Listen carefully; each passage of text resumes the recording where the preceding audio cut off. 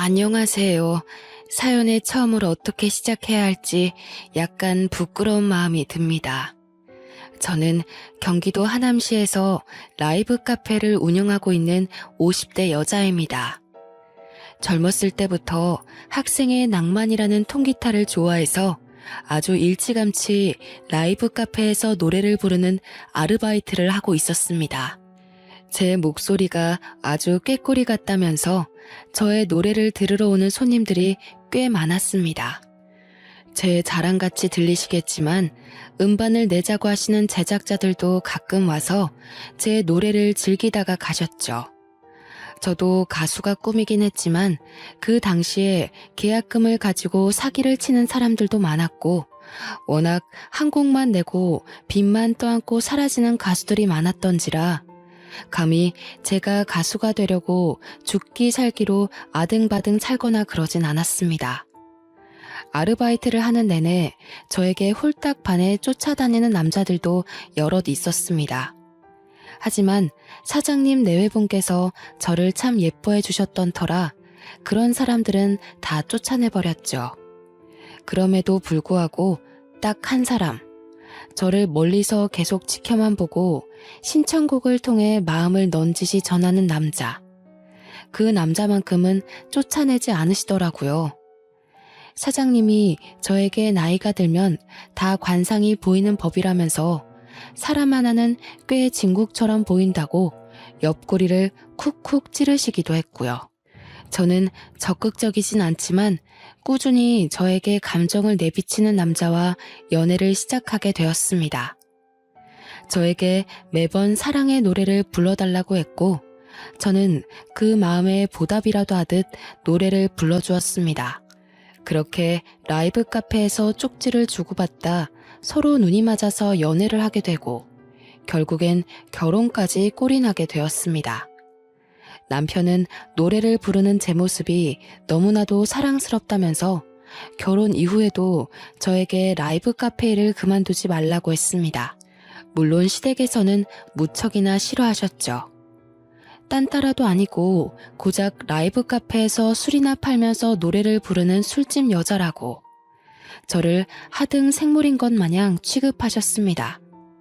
이러려고 남편을 대학 보낸 게 아니라고 하면서 상견례 자리에서는 통곡을 하셨습니다.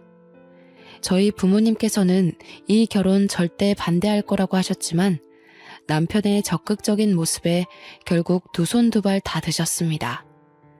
남편에게 네 팔자 네가 꼰 거라고 욕하셨지만 저는 든든한 남편만 있으면 다 괜찮다고 생각했어요. 저와 남편의 신혼생활은 그렇게 낭만적이지만은 않았습니다. 시댁에서는 늘 저를 무시하셨고 대기업에 다니는 시동생과 비교를 하셨어요. 남편은 중소기업에서 하청 담당 업무를 보고 있었는데 월급이 시동생과 꽤 많이 차이가 났거든요. 하지만 남편은 본인 회사에 대한 자부심이 있었고 저는 그걸 존중해 줬어요. 시댁에서만 내내 잔소리를 하셨죠. 아니, 우리 아들이 버는 돈이 쥐꼬리 같으면 며느리라도 대기업 다니고 하면 얼마나 좋아? 어디 노래나 부르고 웃음이나 파는 여자를 데리고 와서는 좋다고 둘이 난리를 치는데 내가 정말 속이 터져 죽겠어. 시어머니께서 친구분과 통화를 하는 걸 보고 저는 속이 참 많이 상했습니다. 제가 좋아서 노래를 부르는 일을 하는 건데 고작 웃음이나 파는 여자 취급을 당하니 자존감도 많이 떨어지더라고요. 그래도 그 와중에 예쁨을 받겠다고 명절이고 행사고 빠지지 않고 참석해서 굳은 일도 다 했는데 결국 돌아오는 건 비난과 혼란이었습니다. 결혼한 지 5년 정도 흘렀을 때 갑자기 라이브 카페 사장님 내외분께서 가게를 정리하고 귀농을 하고 싶다는 말을 하셨어요. 그런 언질조차 받지 못했었는데 정말 하루아침에 정리를 하겠다고 하시니 너무나도 당황스러웠습니다. 그럼 라이브 카페를 아예 정리하시는 거예요? 그래서 말인데 미선 씨가 인수해서 운영하는 건 어때? 제가요? 우리 카페 단골 손님들이야. 전부 미선 씨 노래 들으려고 오는 손님들이고. 알잖아. 우리 카페 단골 손님들 매출이 얼마나 대단한지. 어차피 이 자리에서 할 수 있는 게 라이브 카페뿐일 텐데 미선 씨가 맡아서 하면 좋지. 저는 남편과 오랜 시간 상의를 거쳤고 결국 라이브 카페를 인수하기로 결정했습니다. 권리금이니 건물값이니 전부 대출을 받아야만 했지만 그래도 월 매출을 생각하면 나쁘지 않다고 결론을 내렸습니다. 저와 남편은 저희의 건물이 생긴 것, 매장이 생겼다는 것에 조금 들떠 있었습니다. 하지만 시댁의 입장은 저희와 영 반대였죠. 아니, 우리랑 상의도 없이 그 술집을 인수했단 말이야? 술집이라고 하기엔 음료들도 있어서 카페 정도만 생각하시면 좋을 것 같아요. 매출도 꽤 나오고 자리도 정말 좋은 자리였고요. 손님도 됐다. 무슨 술집에서 노래 부르는 것도 탐탁치 않아 죽겠는데 이제는 마담 자리까지 하겠다는 소리야? 내가 어디 가서 우리 맏며느리가 뭐하는 여자냐고 물어보면 대답을 못해. 어디 상의도 없이 그 큰 돈을 대출받아서. 엄마, 거기 장사 잘 되는 자리야. 우리 와이프 노래 들으러 오는 손님들도 엄청 많고. 내가 쪽팔려서 고개를 들고 다닐 수가 없어. 그리고 너네가 인수한다고 그 가게가 계속 잘 될 것 같아? 무슨 1, 2천도 아니고 억 단위로 대출을 받아서 그걸 사. 미쳤어? 어머님, 저희도 고민하고 결정 내린 일이에요. 그렇게 고민해서 수억을 대출받아다가 하는 일이 고작 술 파는 거 아니야. 내가 정말 속이 상해서 어디 가서 말도 못하고 숨을 쉴 수가 없다 내가. 너희 시아버지가 학교 교장 선생님까지 하고 퇴직한 거 알고 있지? 그런 교육자 집안 맏며느리가 술집에서 운영한다는 게 말이나 되는 소리니?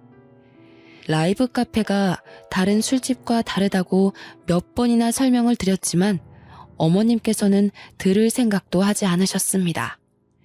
계속해서 교육자 입안을 운운하시면서 술집에서 일한다는 게 너무나도 마음에 안 든다고 가슴을 퍽퍽 치셨습니다. 저희가 무리해서 대출을 받긴 했지만 라이브 카페 수익을 생각하면 그건 사실 아무것도 아니었어요. 몇 년만 고생하면 다 갚을 수 있을 정도로 입지가 탄탄한 자리이기도 했고요. 하지만 시댁에서는 결국 저에게 손가락질을 하기 시작했고 마음에 들지 않는 일만 잔뜩 한다면서 결국 저를 무시하고 괴롭히기 시작했습니다. 카페가 자리 잡아야 할 타이밍에 저를 매번 불러다가 일을 시키고 시집살이를 시키셨어요. 갑자기 안 하던 김장을 해야겠다면서 저에게 배추를 손질해서 절여오라고 하시질 않나. 시아버님 생신날에도 저에게 갈비찜에 잡채에 전골을 끓이라고 요구하시지를 않나. 부당하다는 생각이 들어 남편이 시부모님께 큰 소리도 내고 했지만 그들의 똥꼬집을 이길 수 없었습니다. 거기다가 시어머니께서 저를 계속해서 무시하니 시동생이라고 저에게 곱게 나왔을까요? 아니 형수, 이거 형수님이 만든 음식 맞죠? 갈비찜이요? 네네 맞아요. 왜요? 갈비가 너무 질기고 맛이 없어서요. 살림 이렇게 하면 형은 화 안 내? 너 그게 형수한테 무슨 말버릇이야? 아니 내가 뭘? 갈비찜이 맛없어서 맛없다고 한 건데 그게 죄야? 죄는 무슨 죄야. 맛없는 걸 어쩌니? 고기를 어떻게 삶았길래 이렇게 질겨. 아버지는 드시지도 못하겠다. 치워라 얘.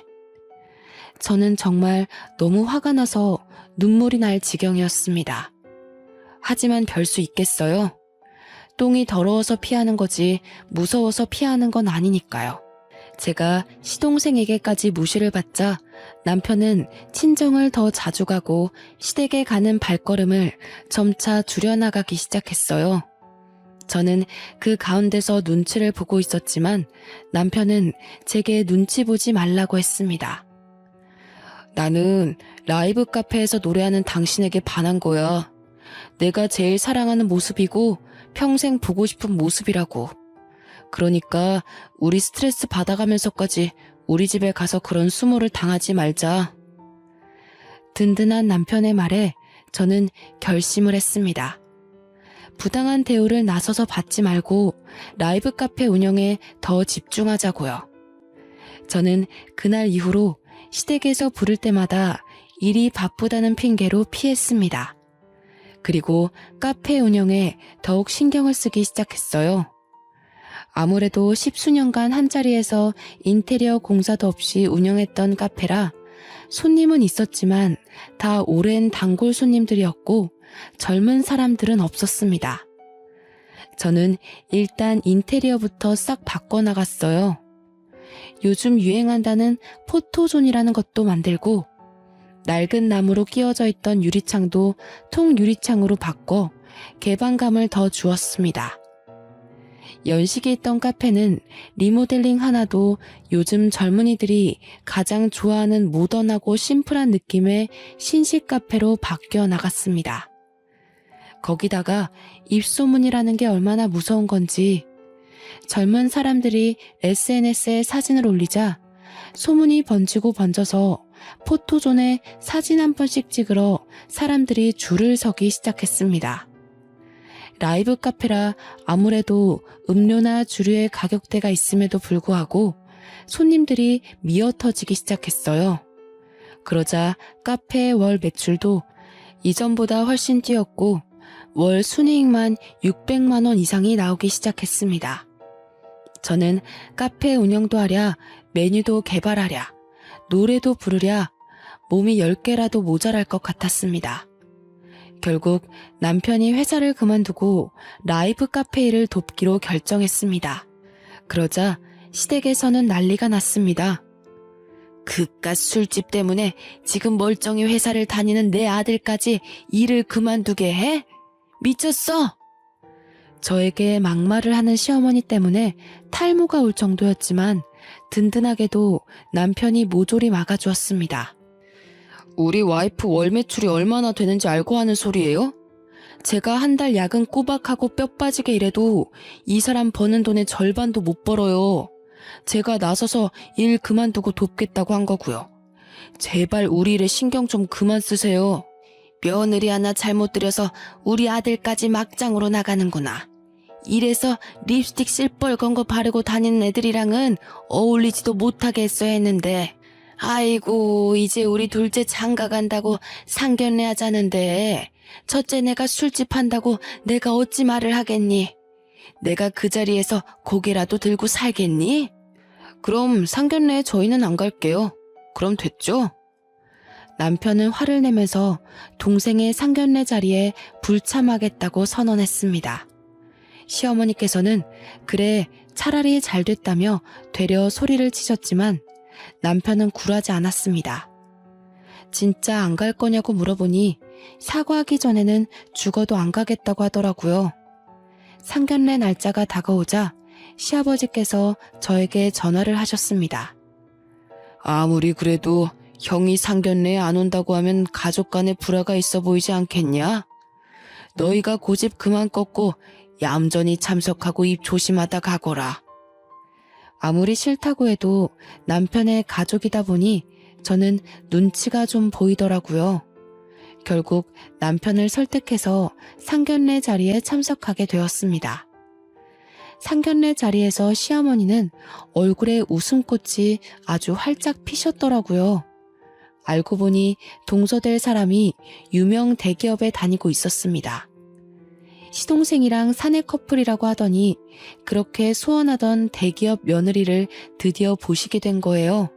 저희는 아무 말도 안 하고 자리만 지키고 있었는데도 불구하고 예비 동서가 저를 보는 눈빛이 영 이상하더라고요.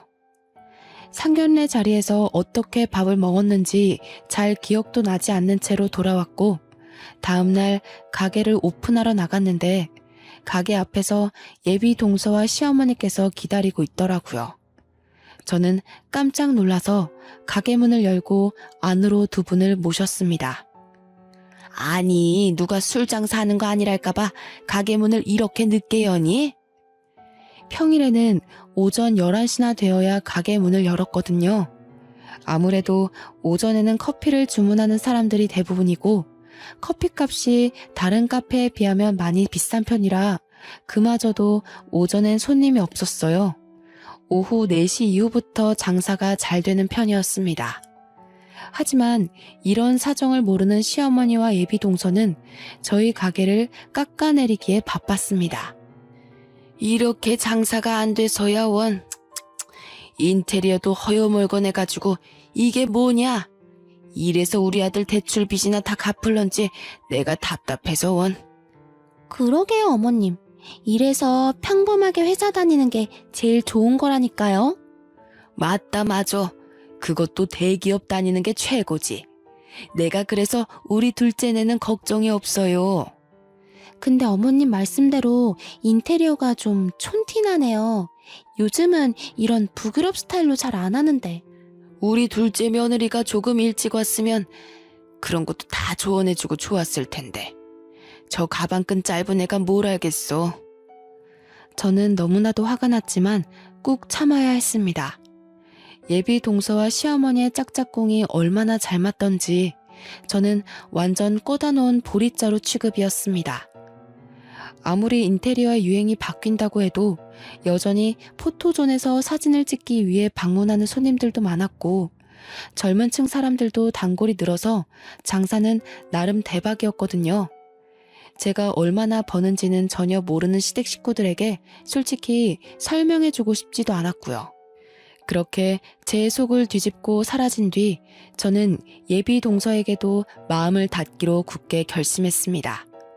그렇게 시동생과 동서가 결혼을 하고 얼마 지나지 않아 가족 모임에서 또 저희를 비교해가며 무시해대는 시어머니 때문에 남편은 머리 꼭대기까지 화가 나버렸습니다. 예, 첫째야, 와서 설거지해라. 어머님, 저 지금 과일 깎고 있는데요. 동서가 가서 좀 도와줄래? 제가요? 예, 내가 너 보고 하랬지 둘째 보고 하라 그랬니? 어디 대기업 다니는 며느리 손에 물을 묻혀. 너 평소에도 설거지에 음식에 카페에서 맨날 하는 일인데 시댁 와서 하는 게 싫다 이거야? 그 소리를 들은 남편이 열받아서 시댁을 뒤집어 엎어버렸죠. 대기업. 무슨 대기업이 감투라도 됩니까? 끽 해봐야 월급쟁이면서 우리 와이프 손에는 물 묻혀도 되고요. 저 앞으로는 여기 안 오겠습니다. 대기업 다니는 동생네 부부나 챙기세요. 남편은 제 손을 잡고 시댁을 빠져나왔어요. 그 이후부터는 남편이 명절이든 행사든 시댁에 절대 가지 말자고 하더라고요. 그리고 그 약속을 지켜주었습니다. 저에게 오라고 난리치는 시어머니를 완벽하게 차단해 주었어요. 남편은 명절 수고비라며 동서에게 돈을 송금하고는 일절 시댁 방문을 하지 않았습니다. 솔직히 시댁에 가지 않아도 돼서 좋았고 또 그런 강단 있는 남편의 모습에 저희 친정에서도 무척이나 좋아하셨고요. 그러던 와중 장사는 점점 잘 되고 가게에 줄을 서는 사람들이 늘어가자 저희는 고민을 하게 되었습니다. 가까운 자리에 땅이 나면 건물을 하나 새로 올릴까 하는 그런 고민이요. 안주값을 올렸음에도 불구하고 손님들이 자리가 없다고 불평을 하며 줄을 섰거든요. 초기엔 순이익이 600만 원에서 700만 원 정도 되었는데 지금은 1000만 원을 훌쩍 넘기는 이익을 내고 있으니 대출금 갚는 것도 걱정 없었고요. 원래 가게 크기도 작은 편이 아니었기에 솔직히 새 건물을 사는 게 맞는지 고민이 많이 되었습니다. 그러던 와중 옆 가게 사장님께서 저희 가게에 밀려 폐업을 결정하셨다는 소식을 듣게 되었고 저희는 그 가게 자리를 살 수 있게 되었습니다. 옆에 건물은 20층짜리 건물이었는데 꼭대기층에서 카페를 운영 중이셨거든요. 강변이 한눈에 보이는 뷰 맛집이었지만 특색이 없었던 카페라 저희가 인수한 다음 인테리어까지 새로 해서 2호점을 만들었습니다. 기존의 라이브 카페 형식이 아닌 요즘 젊은 사람들이 좋아하는 라운지 펍 같은 분위기로 꾸미고 2호점은 남편이 운영하기로 결정했습니다. 저희 가게에 시그니처 메뉴들을 다 가져다 놓았더니 홍보도 안 했는데도 손님들이 줄줄 미어 터지는 게 아니겠어요? 옥탑도 있고 야경도 멋지게 보이는 자리라 그런지 오픈한 지 2-3달 만에 각종 방송에서도 취재를 나오기 시작했습니다. 장사가 잘 되니 명절 같은 대목에는 자연스럽게 시댁 방문을 더욱더 멀리하게 되었습니다. 남편이 수고비라는 명목으로 시댁에 돈을 보내니 시댁에서도 딴소리를 못 하셨고요. 저희 둘이 버는 월 순이익이 2천만 원을 넘겨가니 대기업 다니는 건 비비지도 못할 일이었죠. 하지만 그럼에도 불구하고 시어머니께서는 동서를 꼭 끌어안고 어차피 한철 지나면 쫄딱 망하는 사업이라면서 저희를 무시했습니다. 저희가 2년 넘게 시댁에 방문하지 않았으니 하루는 새해부터 시어머니와 동서가 가게로 찾아와 난동을 부리기 시작했습니다. 예, 장사 좀 잘 된다고 지금 시댁을 무시하는 거야 뭐야? 갑자기 찾아온 바람에 저도 너무 당황스러워서 어찌할 바를 모르고 가만히 서 있었습니다. 손님들도 꽉 차 있는데 한가운데서 소리를 질러대니 손님들도 웅성웅성 거리기 시작했고요. 구석진 곳으로 모셔서 조용히 이야기하고 보내려고 했더니 둘은 더 당당하게 큰 소리를 치시더라고요. 이보시오. 여기가 우리 맏며느리가 하는 가게인데 돈 좀 만진답시고 시댁을 완전히 깡그리 무시하는 게 아니겠어? 잘된 게 다 우리 조상님 덕인지도 모르고 제사도 안 지내고 돈이나 턱턱 보내면 다인 줄 알아? 저는 솔직히 제 노력으로 잘된 것인데 조상님을 운운하니 열이 받더라고요. 옆 가게에 있는 남편에게 호출을 하고 저도 당당하게 시어머니와 동서에게 맞불을 놓았습니다. 잘된 게 왜 다 조상님 덕이죠? 거기다가 제 조상님도 아닌걸요. 이 카페가 잘 되는 건 다 저와 남편이 노력해서 일궈낸 것들입니다. 따박따박 말대꾸하는 버릇은 어디서 배워온 버릇이야? 너네 친정에서 그리 가르치디? 너네 조상님이 그러라 시키디? 술집장 사는 년이 배워먹은 거 없이 거기다가 너네 장사도 잘 된다면서 고장 명절에 100만 원 붙이는 게 다야? 직원들도 술렁술렁거리기 시작했어요.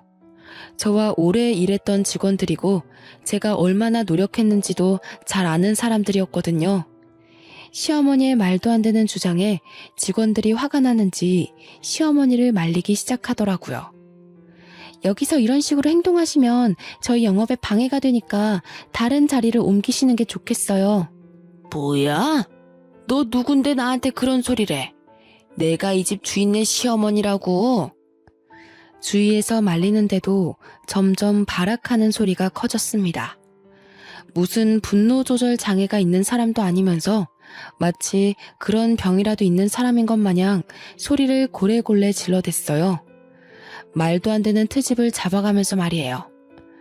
말리는 사람들을 뿌리치고 저한테 달려와서는 막 삿대질을 하는데 정말 당황스럽더라고요. 저희 직원들 말 못 들으셨어요? 여기서 이러시면 영업 방해예요. 영업 방해? 이게 미쳤나? 어디 시어머니 무서운 줄도 모르고 그딴 소리를 짓거려. 오늘 너 죽고 나 죽자. 도대체 왜 이러시는 건데요? 돈 좀 번다고 유세했더니 한 달에 버는 돈이 몇 천이라고 방송에 나와서 떠들더니 우리를 무시하고도 네가 잘 될 줄 알아? 제가 언제 무시했다고 그러세요? 술 파는 사람이라고 무시한 건 어머님이시잖아요. 내가 뭐 틀린 말 했니? 술 파는 거 맞잖아. 장사가 잘 되면 돈이라도 턱턱 내놓던지. 다른 며느리들은 시어머니 용돈하라고 매달 100만 원, 200만 원 준다는데 넌 뭐야 도대체? 잘난 대기업 다니는 며느리 두고 왜 저한테 그러세요? 어머 형님, 제가 버는 게 되면 얼마나 된다고 그러세요? 잘 될수록 나누면서 살아야 한다고 하던데 형님 너무 욕심 많은 거 아니에요? 그럼 동서도 장사해. 어디 대기업 다니는 애 보고 이딴 술 장사나 하라는 거야? 말 같지도 않은 소리로 저에게 쏘아대는데 주위를 둘러보니 카페에 왔던 손님들이 전부 핸드폰으로 사진 찍고 동영상 촬영을 하고 있더라고요. 결국 남편이 경찰과 함께 등장했고 시어머니는 경찰까지 불렀다면서 난리가 났습니다. 영업방에 운운하더니 지 시어머니 무서운 줄 모르고 경찰을 불러? 나가세요. 왜 여기 와서 이러세요, 어머니? 너도 그러는 거 아니다. 키워준 은혜도 모르고 너무 배은망덕한 것 아니냐? 이게 다 전현한테 물들어서 그런 거야. 분에 못 이겨 시어머니께서는 제 머리채를 잡고 흔들기 시작하셨습니다. 경찰이 놀라서 시어머니를 제게서 떼어놓으려고 했고 저는 머리채가 잡힌 채로 이리저리 끌려다녔습니다. 옆에서 제잘제잘 거리면서 시어머니 편을 들고 얄밉게 굴던 동서는 경찰이 등장하자 꿀먹은 벙어리가 되어 입을 꾹 다물었고요. 시어머니는 결국 영업방해 및 상해죄로 경찰과 함께 경찰서로 가게 되었습니다. 다시금 카페가 잠잠해지자 시키지도 않았는데 직원들이 서비스라며 각 테이블에 음료를 나르기 시작했어요. 그러자 손님들께서도 해프닝이라고 여기시더라고요. 저에게 다가와서 동영상 다 찍어두었다면서 증거가 필요하시면 보내드리겠다고 했어요. 남편은 그런 손님들에게 증거 영상을 다 받아다 두었습니다. 남편과 함께 경찰서로 가니 동서와 시어머니께서 조서를 쓰고 있더라고요. 제가 도착하자 저를 있는 힘껏 째려보시는데 정말 무슨 소리를 해야 할지 모르겠더라고요. 경찰이 저에게 조서를 써야 한다고 해서 옆자리에 앉았더니 저를 향해 비난을 퍼붓기 시작했습니다. 영업방해는 무슨 얼어 죽을 영업방해야? 내가 시어머니가 되어서 그 정도 말도 못해? 그리고 경찰관님, 쟤네들이 한 달에 버는 돈이 얼만지 아시오? 돈을 벌면 어른한테 갖다 바쳐야지. 지들끼리 잘 먹고 잘 사는데 이건 노인학대 아니야? 자꾸 이러시면 가게에 찾아와서 난동 부린 거 전부 소송하겠습니다. 뭐가 어쩌고 어째? 아주버님, 서운하게 뭘 그렇게까지 말씀을 하세요. 그저 가족끼리 서로 돕고 살면 좋은 거죠. 가족끼리 신고하고 얼굴 붉혀서 뭐 하겠어요? 안 그래요, 형님? 아이고, 며느리 하나 잘못 들였다가 결국 이 사달이 나네. 내가 다 늙어서 이런 수모를 당하면서 살아야 하나. 시어머니의 저런 행동에 남편은 또 얼마나 속이 상할까 싶더라고요. 저는 결국 법적 조치를 원하지 않는다고 말을 했어요. 남편은 이참에 본때를 보여줘야 하는 거 아니냐고 했지만 동서 말대로 가족끼리 얼굴 붉혀서 뭐 하겠나 싶었고요. 경찰 또한 저보고 좀 참으면 어떻겠냐고 설득을 하더라고요. 솔직히 남들 볼 때 얼마나 콩가루 집안으로 보이겠습니까? 저도 일이 커지는 게 귀찮고 싫어서 그냥 합의하겠다고 하고는 경찰서 밖으로 나왔습니다. 남편은 그래도 분이 풀리지 않았는지 씩씩대더니 시어머니를 향해 소리를 치더라고요. 앞으로는 명절이고 행사고 죄송해서 드렸던 용돈도 드리지 않을 겁니다. 가게에 한 번만 더 찾아오시면 그때는 가족이고 뭐고 다 필요 없어요. 영업방해로 고소하고 합의도 안 할 겁니다. 시어머니께서는 목덜미를 잡고 넘어가는 신용을 했지만 남편은 뒤도 돌아보지 않고 경찰서를 나오더라고요. 그러면서 제 손을 꼭 잡고는 참고 넘어가줘서 고맙다고 했어요. 남편의 속이 얼마나 시커멓게 탔을지. 아무리 그래도 낳아주고 길러준 친엄마인데 저런 식의 마무리는 원치 않았을 것 같더라고요. 아무리 몸이 힘들다고 하지만 회사 다닐 때보다 가게를 운영하는 지금이 훨씬 더 행복해. 계속 회사에 있었으면 지금처럼 우리가 살 수 있었을까? 나는 당신과 함께 있는 게 훨씬 더 소중하고 행복하니까 더 이상 우리 집에 미련 갖지 않을 거야. 남편은 진심으로 제 생각을 해주었고 저도 남편의 말을 따르기로 했습니다. 아무리 낳아주고 길러준 정이 있다고 해도 자꾸 저렇게 비교만 해대니 좋은 마음으로 대할 수가 없겠더라고요. 그렇게 저희는 시댁과의 인연을 완전히 끊어냈습니다. 고소를 운운했더니 시댁에서도 더 이상 가게에 찾아오거나 하는 일은 없었습니다. 저희는 안정이 되었고 친정 부모님께서도 가게 일을 도와주시게 되었어요. 제가 임신을 했기 때문입니다. 오랜 시간 아이가 생기지 않아 어느 정도 포기하고 있었는데 마음의 안정을 찾아서 그런 건지 자연적으로 임신이 되었습니다. 나이가 많았던 탓에 검사할 것도 많고 조심해야 해서 친정 부모님께서 저의 빈자리를 채워주셨습니다. 남편은 친정 부모님께 2배로 더 잘해드렸어요. 시댁의 몫까지 더 잘하겠다고 했습니다. 그렇게 3년의 시간이 지났고 저는 돌이 지난 아이를 키우면서 가게 일도 다시 복귀를 했고요. 아이는 친정 어머니께서 봐주시기로 해서 걱정이 없었습니다. 그러던 도중 남편이 무슨 고민이 있는지 며칠 동안 안색이 영 나쁘더라고요. 때가 되면 남편이 말을 해주겠지 싶어 기다렸는데 밥까지 잘못 삼키는 걸 보고 도무지 안 되겠다 싶어 물어보았습니다. 그러자 남편의 입에서 한숨과 함께 놀라운 말이 쏟아졌습니다. 어머니께서 쓰러지셨다고 하시네. 쓰러지셨다니? 그게 무슨 소리야? 나도 며칠 전에 들었어. 갑자기 쓰러지셨는데 뇌혈관이 막혔다네. 뇌성마비가 와서 몸에 반을 못 쓴다고 하셔. 어머, 그럼 병원에 계신 거야? 일단 시술은 끝나서 퇴원은 하셨는데 간병인을 두자고 해도 외부인은 싫다고 고집을 부려서. 동서가 병수발을 들고 있다는 거야? 회사는? 회사도 그만뒀다네, 오늘. 동생이 혼자 버는 것도 한계가 있고 부모님 연금도 많이 나오는 건 아니라서. 알고 보니 시어머니 성격이 한가닥 하시니까 동서를 엄청나게 구박하는 것 같더라고요. 동서는 그동안 시어머니한테 받은 게 있어서 싫다고도 못하고 옆에 붙어 있는데 수발 들어주느라 매일 죽을 상이라고 하더군요. 심지어는 시어머니 수발 때문에 동서가 회사까지 그만둔 건데 이제 볼 것도 하나 없는 년이라면서 어눌한 말투로 구박한다고 하더라고요. 저는 그 이야기들을 모두 듣고도 따로 연락을 하진 않았습니다. 그동안 제가 당했던 수모들인데 동서가 듣는다고 제가 뭐 위로라도 해줘야 하나요? 게다가 동서는 어머님 옆에 찰싹 붙어서 여우같이 저를 욕했던 인간인걸요. 며칠이 더 지나고도 제가 별말 없자 시아버지께서 제게 전화를 하셨습니다. 얘야, 아직도 꽁에 있는 게냐? 네가 그래도 맏며느린데 좀 도와줘야 하지 않겠니? 제가 왜 도와드려야 하는데요? 못 배워먹은 거 티내지 말고. 지금 네 시어머니가 그렇게 힘들게 버티고 있는데. 지금 무슨 소리를 하시는 겁니까?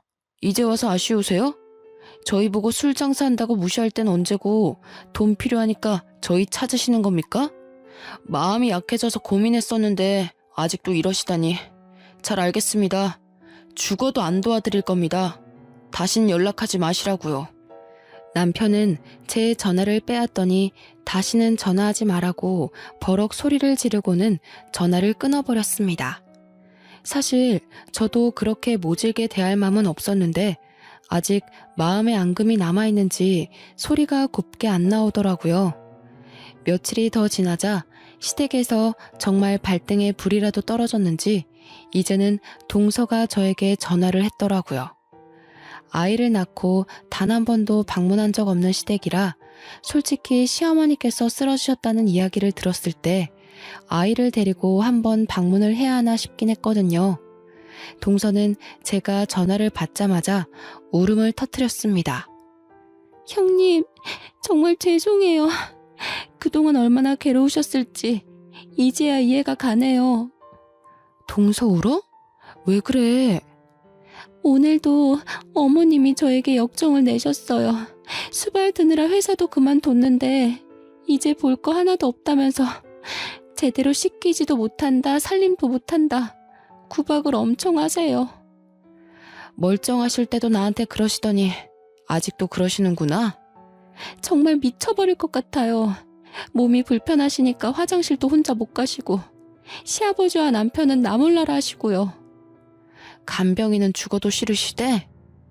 2주 동안 간병인을 3명이나 갈아치우셨어요. 간병인 아주머니들도 도저히 시어머니 같은 분은 케어 못 해주겠다고 말하고. 제가 찾아가도 될까요? 제가 찾아와도 좋다고 허락을 하자 동서가 한달음에 저희 라이브 카페로 찾아왔습니다.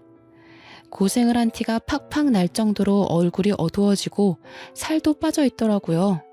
그러더니 저를 보고 무릎을 꿇고 눈물을 흘리기 시작했습니다. 그 며칠 같이 살았는데 도무지 전 못 버티겠어요. 이런 수모를 어떻게 10년이 넘도록 참으면서 지내셨어요? 정말 대단하다는 말밖에 안 나옵니다. 제가 그동안 너무 버릇없이 굴었죠. 정말 죄송해요. 빈말이 아니라 진짜 진심으로 사과할게요. 시아버지께서도 도저히 같이 못 살겠다고 하셔요. 시어머니께서 어느 정도로 트집을 잡으시냐면 이불 빨래를 했는데 세탁 세제 냄새가 마음에 안 드신다고 가위로 이불에 구멍을 내셨어요. 솜털은 다 빠져서 날아다니고 시아버지가 호통을 치시면 갑자기 소리를 막 지르시면서 자기가 반 병신 됐다고 무시하냐고 하시고요. 저보고 볼 거라곤 대기업 명함밖에 없는데 이제 어쩌냐고 트집을 잡고. 같이 이야기를 듣던 남편이 한숨을 푹푹 내쉬는데 그때마다 미련이 뚝뚝 떨어지는 것 같더라고요. 하지만 남편은 제게 효도를 강요한 적이 단 한 번도 없었습니다. 거기다가 시댁에 방문하자고 말을 꺼낸 적도 없었고요. 여기서 칼을 쥔 건 저라고 생각했습니다. 그래서 결국 제가 먼저 입을 열었어요. 동서, 내가 도와줄게. 여보! 솔직히 그동안 시어머니와 동서가 나한테 했던 행동들이나 말이나 나한테 너무나도 상처였기 때문에 도와주고 싶지 않았어. 그래도 내 남편이 나에게 얼마나 지극정성으로 잘했었는지 알고 있기 때문에 내 남편의 엄마라서 도와줘야겠다고 하는 거야. 결코 동서를 용서하거나 동서를 좋아해서 하는 일은 아니야. 감사합니다. 감사해요, 형님. 남편도 제 손을 꼭 잡아주었습니다. 저는 바로 행동으로 옮기기 시작했어요. 좋든 싫든 시어머니를 요양원으로 옮기기로 결정했습니다. 남편과 동서와 함께 좋다는 요양원을 다 둘러보기 시작했고 서울에서 거리가 멀지 않고 시설이 최신식으로 리모델링 되어 있는 곳으로 결정했습니다. 요양원 가격이 비싸긴 했지만 저희 경제 수준에 부담이 될 정도는 아니었습니다. 동서도 이렇게 좋은 곳이라면 어머님께서도 편하게 지낼 수 있을 거라고 동의했고요. 시부모님을 찾아뵙는 건 솔직히 내키지 않았지만 그래도 이야기는 전해야 할 것 같아서 아이를 데리고 시댁에 방문했습니다. 시아버지께서는 아이를 보고 내심 좋아하시더라고요. 그리고 아버님께만 솔직하게 요양원을 계약하고 왔다고 이야기를 했습니다. 그래, 고맙다. 지금이라도 이렇게 마음 바꿔서 해준다니 고맙구나. 그동안 저희에게 뱉은 말들이 있어서 그런지 더 말은 못하시고 고맙다고만 하시더라고요. 결국 시어머니는 요양원으로 이송되었고 저희는 매달 자동이체를 하고 있었습니다. 그 이후에도 시아버지께서 아이가 보고 싶다는 의사를 넌지시 밝히셨지만 솔직히 저는 내키지 않아서 가보진 않았습니다. 그런데 한 3개월쯤 지났을까? 동서에게서 연락이 오더라고요. 형님, 큰일 났어요. 요양원에서 어머님 모셔가라고 연락이 왔어요. 그게 무슨 소리야? 요양원에 무슨 일 있대? 글쎄, 요양보호사 머리채를 쥐어 뜯으셨대요. 요양보호사가 어머님 씻기다가 손톱 때문에 등이 살짝 긁혔는데 자기를 무시하는 행동이라면서 노인학대가 어쩌고 저쩌고 하면서. 요양보호사 머리채를 잡아서 쫓겨난다는 이야기지? 네, 이번 주 내로 당장 비워달라고. 지금 요양보호사들 전부 어머님 방에 들어가기 싫다고 하신대요. 관리가 안 되어도 너무 안 된다고 당장 모셔가라고. 어떡하죠? 남편과 저는 하는 수 없이 동선회로 가서 대책을 강구했습니다. 결국 두 번째 후보로 두었던 다른 요양원에 급하게 연락을 했고 마침 자리가 있다고 하여 그쪽으로 옮기게 되었습니다. 하지만 한 달이 좀 지났을까? 두 번째 요양원에서도 같은 이유로 어머님의 퇴소를 요청해왔습니다. 김말자 할머님, 몸도 불편하시고 정신도 힘드신 거 다 알죠. 하지만 너무 갑질이 심하세요. 보호사들한테도 2년 전년 하는 것도 모자라서 내는 돈이 얼만데 밥을 이따위로 주냐고. 우리 영양사 선생님 얼굴에 국그릇을 집어던져서 지금 선생님들이 환자분 고소할 거라고 난리 났다고요. 저희는 결국 3번째로 요양원으로 옮기기로 했습니다. 이번에는 제가 직접 시어머니를 찾아갔습니다. 가족들끼리 말은 맞춰놓았지만 3번째로 옮길 시설은 정말 노후되고 평도 좋지 않은 요양원으로 일부러 골랐습니다. 내 이럴 줄 알았어. 지금 이따위 요양원으로 나를 버리고 가려고? 그러길래 좋은 곳으로 보내드렸을 때 참고 지내지 그러셨어요. 해도 너무한 것 아니냐? 너희들 모두 한마음 한뜻으로 나를 버리려고 그러는 거지? 며느리들이 시어머니 수발 드는 게 그리도 싫은 게야?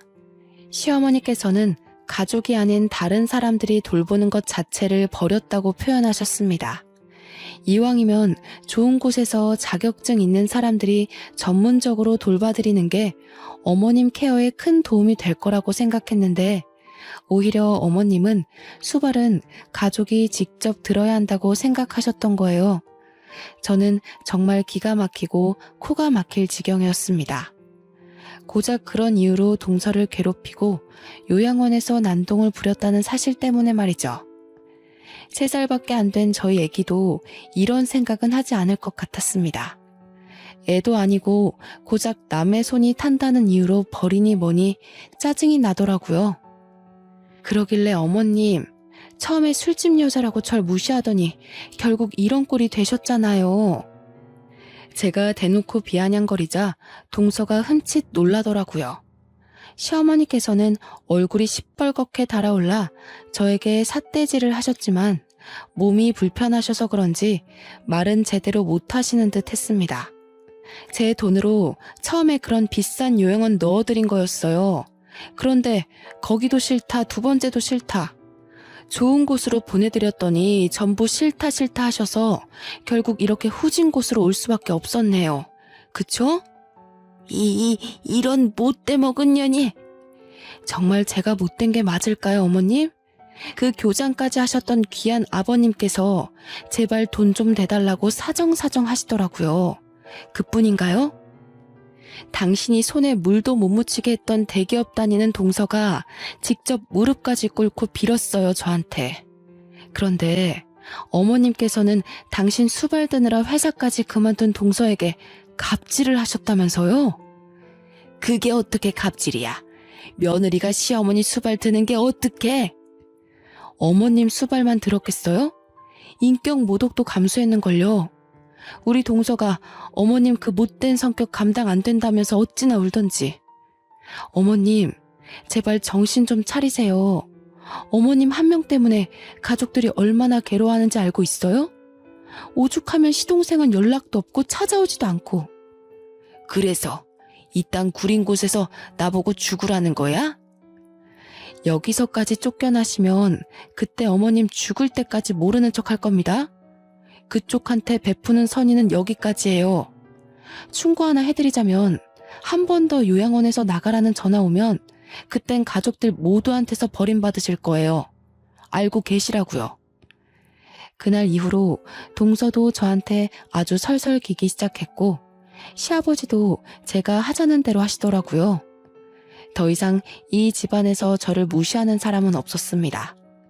시어머니께서도 제 말에 충격을 먹었는지 낡은 요양원에서 3달째 아무 연락 없이 잘 지내고 있습니다. 요양보호사들도 갑자기 어머님이 말을 잘 따른다며 다들 좋아하고 있다고 하더라고요. 저는 최대한 문제없이 잘 해결한 것 같아 마음이 화병이 조금 가라앉으려고 하네요. 저희 아이도 쑥쑥 잘 커가고 남편도 저에게 잘해주니 요즘 참 행복합니다. 제 긴 사연 들어주셔서 너무나도 감사해요.